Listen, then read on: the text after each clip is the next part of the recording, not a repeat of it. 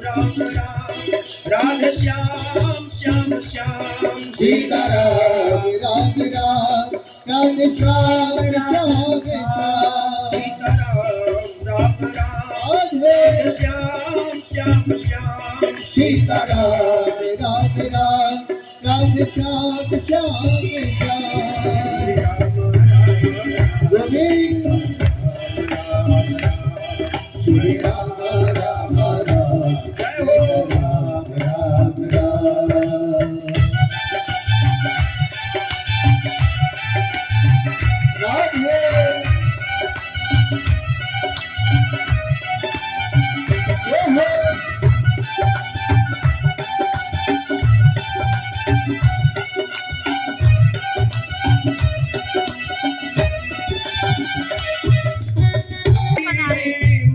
राधे राम राम राम राधे श्याम श्याम श्याम सीताराम राम राम राधे श्याम श्याम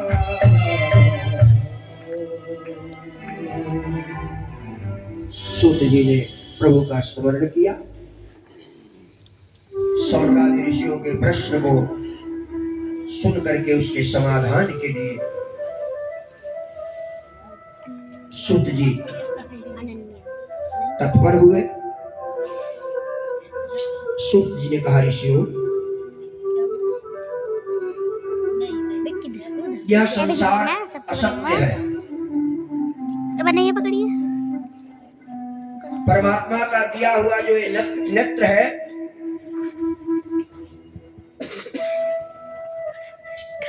इस नेत्र से संसार में प्रभु ने जो माया का स्थापना किया है, ये आंखें उस माया को ही देखती है। ये आंखें जो नहीं है उसको दिखाती हैं और जो है उसको छिपा लेती है, और जो नहीं है उसको हम अपना समझ करके उसके साथ लग जाते हैं, और जो है उससे हम विलग हो जाते हैं। उदाहरण से समझे, आपके पास आपके घर में कितने ऐसे लोग हैं जिनके यहाँ ड्रेसिंग टेबल है? सबके पास है ना? अभी तो उठा लीजिए। उसमें बड़ा सुंदर शीशा लगा हुआ है।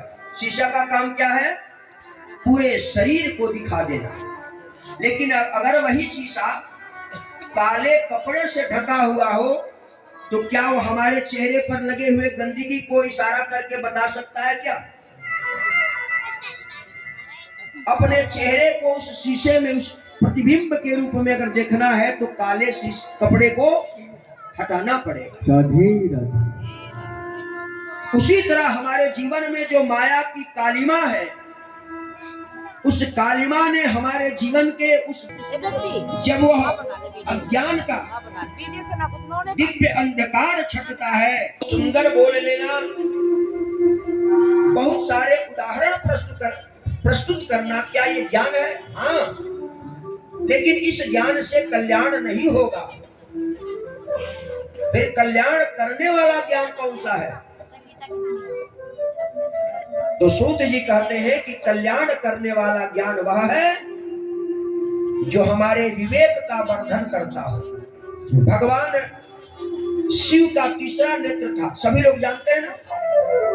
लेकिन हमारे गुरुदेव कहते थे कि केवल शिव का ही तीसरा नेत्र नहीं था, सृष्टि में जितने मानव बैठे हैं सबके पास भगवान ने 3 नेत्र दिए हैं। इन दोनों नेत्रों से आपका कदापि कल्याण नहीं हो सकता है, क्योंकि ये नेत्र केवल माया देखते हैं। अर्जुन के पास भी ये 2 नेत्र थे, और इस 2 नेत्रों से अर्जुन सदैव देखते थे भगवान की बनाई हुई सृष्टि को। और एक अवसर जब आया तो भगवान कृष्ण ने स्वयं अपने श्रीमुख से 18 अध्याय गीता का पाठ सुनाया, जिसमें कर्म योग, ज्ञान योग, धर्म योग सबका वर्णन किया। और 18 अध्याय गीता के श्रवण के बाद जब युद्ध क्षेत्र में अर्जुन पहुंचा और जब इन आंखों से अवलोकित किया, देखा, क्या दिखाई दिया? ये मेरे मामा है, मौसा है, चाचा है, फूफा है, ताऊ है, मैं इनसे युद्ध नहीं कर सकता। हाथ ऊपर कर दिया, माधव मैं भीख मांग के खा लूंगा लेकिन अपनों से युद्ध नहीं करूंगा। आने वाली पीढ़ी हमें धिक्कारेगी। केवल क्षणिक सुख के लिए अपनों से के रक्त रंजित राज्य पर बैठा हुआ है, ऐसा मैं नहीं करूंगा माधव। भगवान ने कहा 18 श्लोक गीता सुनाने के बाद भी इसके अज्ञान तिमिर अभय हटे नहीं। तो भगवान ने क्या किया? दिव्य चक्षु दिया, जो हमारे और आपके पास भी प्रभु ने दिया हुआ। और जब दिव्य चक्षु दिया तो भगवान के दिव्य स्वरूप को देखा, विराट स्वरूप को देखा। और जब विराट स्वरूप को देखा तो वो अर्जुन जो पलायनवादी हो गया था, सहसा वो अर्जुन कह बैठा, प्रभु करिष्ये वचनम तव, अब आप जो कहो वो मैं करूंगा। भगवान ने कहा बात बन गई। भगवान की शरणागति को जब जीव स्वीकार कर लेता है, करिष्ये वचनम तव, प्रभु आप जो कहो वो मैं करूंगा, तो भगवान कृपा करने लगते हैं। उसके जीवन रूपी रथ पर स्वयं भगवान बैठ करके सारथी बना देते हैं कि अब तुम बैठो, मैं तुम्हारे रथ का सारथी बन करके रथ को खींचूंगा, चिंता मत करो। और वही अर्जुन जो पलायनवादी बात कर रहा था आज युद्ध में खड़ा हो गया। वो कौन से नेत्र थे? विवेक के नेत्र थे। हमारे अंदर जो विवेक के नेत्र हैं, सुसुप्त हैं, सोए हुए हैं, ये दोनों नेत्र अपने और पराये का ज्ञान कराते हैं। ये मेरा है और ये मेरा नहीं है, यही माया है। प्रयास करने के बाद से आपके घर के अंदर थोड़ा बहुत धूल जरूर जाए, चाहे जितना प्रयास कर लो आप, सारे दरवाजे खिड़की बंद कर लो, लेकिन हवा के साथ धूल का मिश्रण हो गया है, धूल को भी गति मिल गई और वह इतना बंद करने के बाद भी कुछ न कुछ मात्रा में आपके अंदर प्रवेश करेगा ही करेगा। लेकिन वही धूल जब पानी से अपना संबंध जोड़ लेता है तो सभी लोग कपड़ा उठा करके बच कर चले जाते हैं। क्यों? क्योंकि वो कीचड़ हो जाता है, उड़ने की क्षमता समाप्त हो गई उसकी। माया से जितने लोग आबद्ध होते हैं, पकड़ना, उनके अंदर एक भाव अच्छे काम में भी जगता है कि मैंने किया।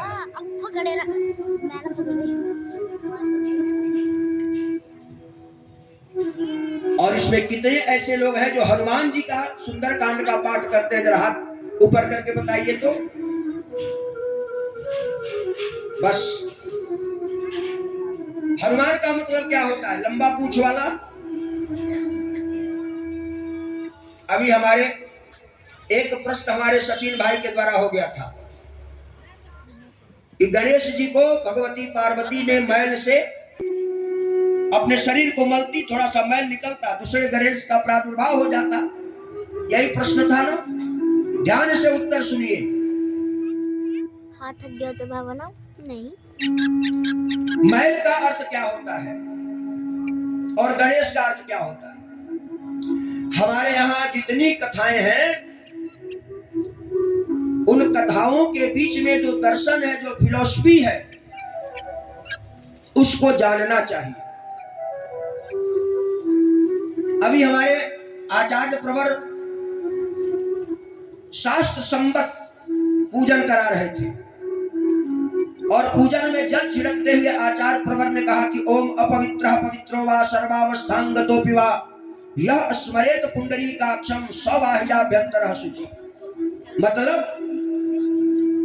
वो मंत्र कहता है आप पवित्र हो या अपवित्र हो, कोई अवस्था हो, पवित्र अवस्था हो या अपवित्र अवस्था हो, कोई भी अवस्था हो, किसी भी अवस्था में भगवान विष्णु का जब जैसे ही स्मरण कर लेंगे, अंदर बाहर से पावन हो जाएंगे, पवित्र हो जाएंगे, दिव्य हो जाएंगे।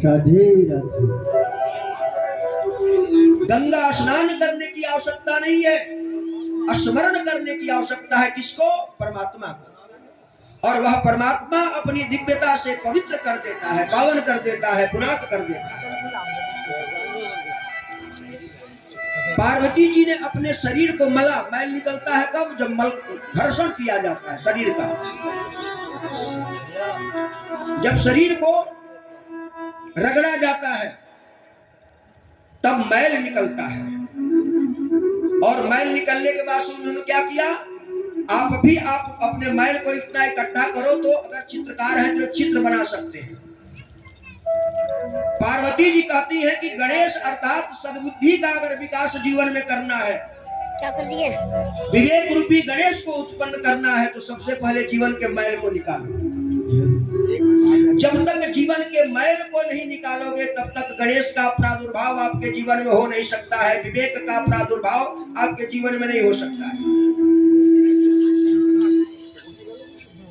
और हमारे गुरुदेव कहते थे कि अगर आपको परमात्मा की मंगलमय कृपा से अपने आप को सजाना है, संवारना है, तो फिर एक काम करना पड़ेगा। क्या?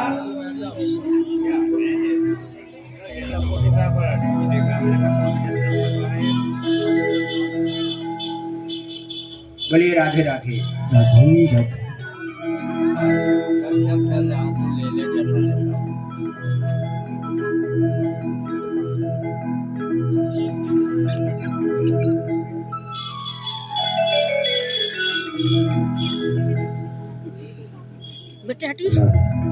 आंटी वो वीडियो बना देखिए सुंदर तरीके से बैठे और प्रभु के पेपर में अगर हम छप गए तो फिर दुनिया की कोई ताकत हमारे उस रूप को बिगाड़ नहीं सकती।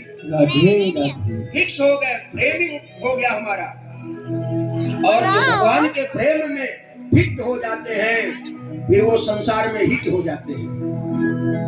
भगवान के फ्रेम में फिट होना सीखो, फिर हिट तो अपने आप हम सब हो जाएंगे। मैं निवेदन कर रहा था, पार्वती अर्थात पार्वती का मतलब होता है ममता। सबके प्रति आपके अंदर आह्लादित ममता का जागरण करना है तो पहले आपको अपने अंदर के विकार रूपी मैल को निकालना पड़ेगा। हमारे गुरुजी कहते थे, मानव जीवन पाना बच्चों का कोई खेल नहीं, जन्म जन्म के शुभ कर्मों का होता जब तक मेरे में गाफिल तू झाड़ू रोज लगाया, मन मंदिर में गाफिल तू रोज लगाया। तुमने आंगन नहीं बुहारा, हमने आंगन नहीं बुहारा, सबने आंगन नहीं बुहारा, कैसे आएंगे भगवान, कैसे आएंगे भगवान। हमने बुहारा, सबने आंगन नहीं बुहारा, कैसे आएंगे भगवान, कैसे आएंगे भगवान, कैसे आएंगे भगवान, कैसे आएंगे भगवान, कैसे आएंगे घनश्याम, कैसे आएंगे घनश्याम, कैसे आएंगे श्री राम, कैसे आएंगे घनश्याम। मन का बैल नहीं धोया तो, मन का बैल नहीं धोया तो, मन का बैल नहीं धोया तो, मन का बैल नहीं धोया तो, कैसे आएंगे भगवान, कैसे आएंगे भगवान, कैसे आएंगे भगवान, कैसे आएंगे भगवान। राधे राधे।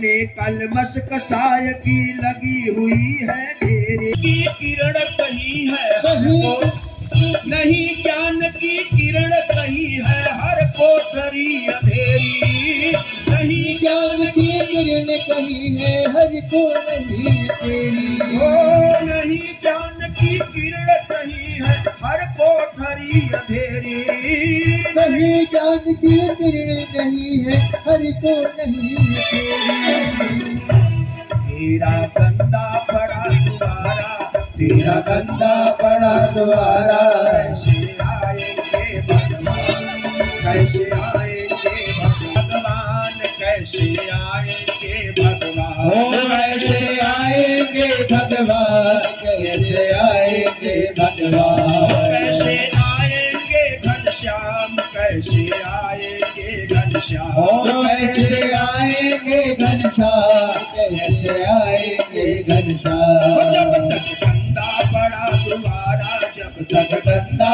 पड़ा द्वारा कैसे आएंगे भगवान कैसे आएंगे भगवान ओ कैसे आएंगे भगवान कैसे आएंगे भगवान